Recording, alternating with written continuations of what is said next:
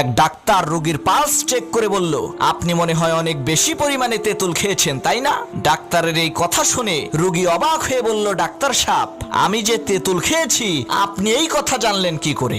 ডাক্তারের সাথে এক চামচা থাকতো ডাক্তারের ব্যাগ নেওয়ার জন্য। সে রোগীর বাসা থেকে ফেরার পথে ডাক্তারকে জিজ্ঞেস করলো, স্যার, রোগী তেঁতুল খেয়েছে এই কথা আপনি জানলেন কি করে? তখন ডাক্তার বলল, আরে বোকা, আমি দেখলাম রোগীর খাটের নিচে অনেকগুলো তেঁতুলের খোসা পড়ে আছে, তাই অনুমান করে বলেছি সত্য হয়ে গেছে। ডাক্তারের কথা শুনে তার চামচা বলল, হায় রে আমার কপাল, ডাক্তারি করা বুঝি এত সোজা? তা তো আমি আগে জানতাম না। কয়েকদিন পর ডাক্তারের অনুপস্থিতিতে সেই চামচা চলে গেল এক হাঁপানি রোগীর বাড়িতে চিকিৎসা করার জন্য। সে দেখলো রোগীর খাটের নিচে ছেঁড়া জুতা পড়ে আছে। সে রোগীর হাতের পালস চেক করে বলল, আপনি বোধহয় অনেক বেশি পরিমাণে ছেঁড়া জুতা খেয়েছেন, তাই না? চামচার এই কথা শুনে রোগীর আত্মীয় স্বজনেরা সেই চামচাকে দিল এক থাপ্পড়।